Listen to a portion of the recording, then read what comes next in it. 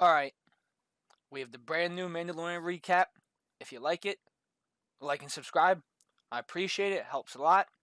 So this episode was roller coaster. It had some great moments and some very, very sad moments.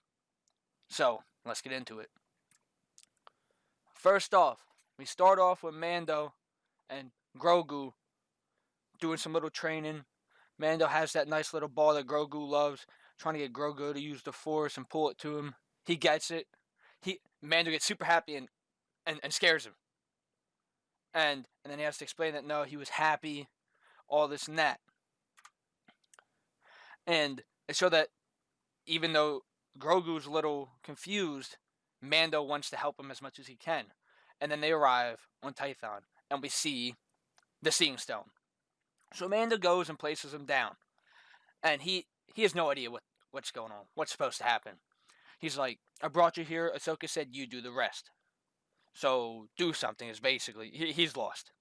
He's walking around with his, I guess, infrared vision and looking at the stone, seeing if he can see anything.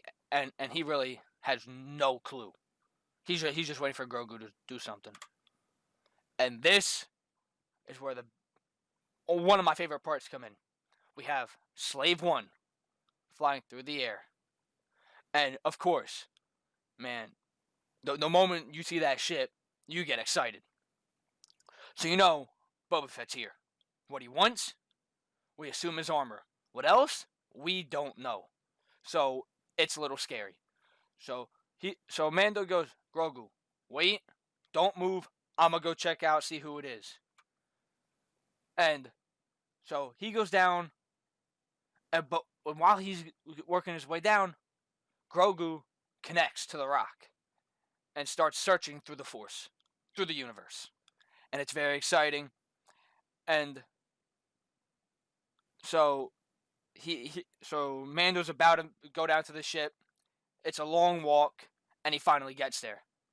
And we see Boba Fett with his Tusken Raider club that has spikes on it, and his Tusken Raider gun. And Mando asks him, who are you? What are you doing? And he goes, I'm just a simple man, trying to find my way in the galaxy. Very similar to what Jango Fett said back in Attack of the Clones on Kamino. And he goes, put the gun down, or else, because I have a shooter aimed and ready. He's like, oh yeah, I bet you I can kill you, kill them, and it won't be a problem. And he goes, it's not aimed at you, it's aimed at the kid. And then Mando he's hesitant. He realizes he got to be a little careful.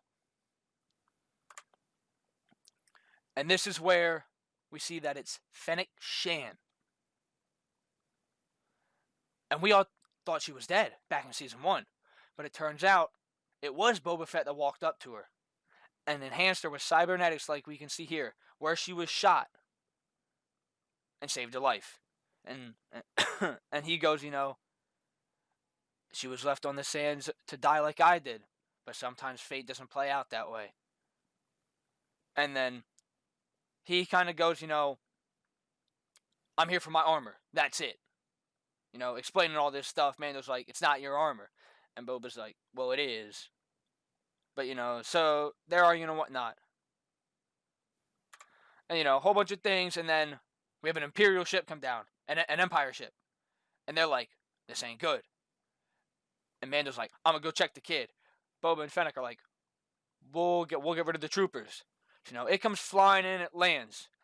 And then, so then we cut to Mando. And he's trying to get the Grogu to pull him out of this Force reach. But every time he goes in, that thing is protection. It's almost like he can't get hurt in it. You can't get through it unless you're a Jedi, maybe. So he gets launched out. And he does this like 400 times. It's a nice little comedic relief to this episode because it needs it. So we have Fennec and Boba going at it, against all these stormtroopers. It's intense. It's crazy. And Boba Fett's really just lurking around, getting little shots here and there, here and there. And while all this is happening, Fennec's getting shot at by a mortar. And these stormtroopers are stuck. And then the mortar's being shot at, loosing this rock, and Fennec pushes it down, and it starts rolling down the mountain like Indiana Jones. So, these stormtroopers are running, and this stone's just running them over, and they got nowhere to go. And then we get to see Boba, full-fledged, in his armor, using everything. He got his gun, he got his knee shots, whatever you want to call them, his knee blasters, his left arm wrist blaster, he got his rocket, he has everything. And he is going to town on these stormtroopers like they don't stand a chance, and they realize it. And they know it's over when he starts using the knee blasters and the wrist blaster, and he's taking 2 out with 1 shot repeatedly. But then, tragedy hit. Moff Gideon and his ship came. We can't see it, but we know it's there. Because a giant bolt comes flying down, hits the Razor Crest. Boom. It's gone. Destroyed. By this point, the stormtroopers are already fleeing, and we know it's not looking good. And then, the Dark Troopers, flying down, 4 of them, menacingly. Now, a little thing about the Dark Troopers, there's 3 phases. I think these are phase 2. I don't know too much about these. I know they're not phase 1 because they have a lot of loose wires and other things. And if I'm not mistaken, phase 3 is like an exosuit that somebody climbs in, basically. But yeah, there's a lot more to talk about for them. And they come down to get the child. And Mando sees it. He's like, yo, I got to get up there now. So he's running up there. They grab the child and fly up. And Boba gets in the ship. He's like, yo, I'll track him. And then he's flying up and just sees the massive ship. And he goes, the Empire, they've returned. And you can hear that he is kind of like shaking. He knows it's bad. Even though, yes, he worked with them loosely in the original trilogy, he knows they're nothing but bad. And he says, guys, I'm coming back down. This isn't good. And then we have a nice little 2-picture clip here. The only 2 things to survive the explosion. His Beskar spear and the little ball that Grogu likes to play with. This is the only thing that survived the whole explosion. The whole ship gone. He's standing in the little crater that was formed. There's nothing left. His ship is gone. And it's sad. It's terrible. And then we learn more about Boba Fett. He pulls up his chain code here, the armored chain code. He goes, that's me. That's my father. And it has a list of all these other people who this armor belonged to. And Mando goes, so that armor is rightfully yours. Because he talks about how his dad, Jango, was a foundling. And that he fought in the Mandalorian Civil Wars. So it is rightfully his armor. And then Mando's basically like, it's nice for the rightful owner to have this back. And they go, hey, we're in your debt. We wanted the armor, but we also said we'd protect the kid. The kid's not safe. So they all come together, Slave One, and head back to, where everything started. To go meet Cara Dune and Greef Karga. And they arrived there. Cara Dune is now almost an official member of the New Republic. Kind of, sort of, still a little hazy on that. But yeah, and Mando goes, I need help. She goes, what? And he goes, I need you to help me bust this guy out of prison. And it's Mayfield from the Prisoner episode in season 1. And she goes, why? And he goes, the Empire has the child. Well, I think they say they have the kid. And she goes, all right, I'm on it. Because she hates him more than anybody, it seems like. And so it looks like next episode, Mando's going to go spring Mayfield. And they're going to get ready for something big. What? Not really sure yet, but something big's going to happen. And then, near that, and then we're about to end of the episode here. We get to see Grogu using the Force, destroying these stormtroopers, pushing them left and right, throwing them together, Force choking them a bit, tossing them. And the other stormtroopers behind Moff Gideon are like, should we do something? He's like, no. Because he wants to see how strong the kid is. See how valuable this asset is to him. And we find out it's very, very valuable. And then Grogu gets tired. And because, he's been hiding the Force. The Force is now even harder to use for him. So then Moff Gideon lights up the Darksaber and talks to Grogu like, hey, do you remember this? Back from the temple? Whole bunch of does this remind you of things?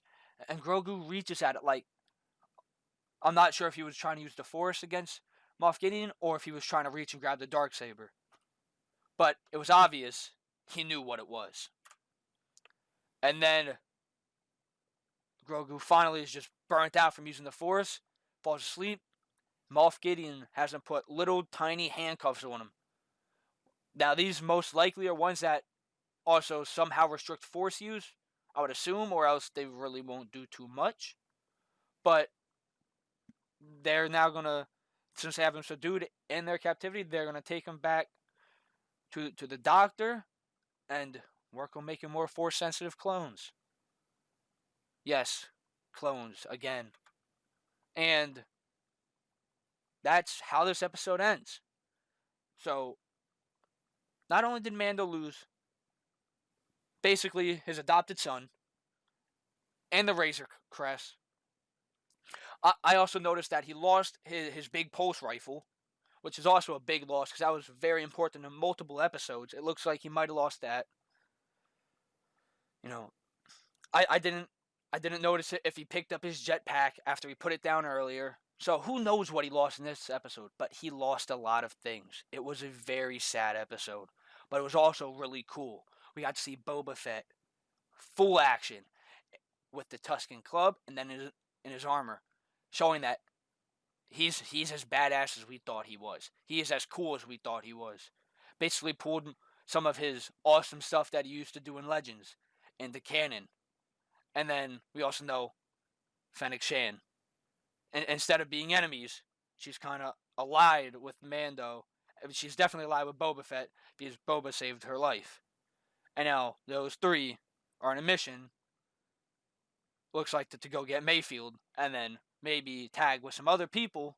It's been rumored that we might get some giant full group of people to go attack Moff Gideon and get the child, but we'll see.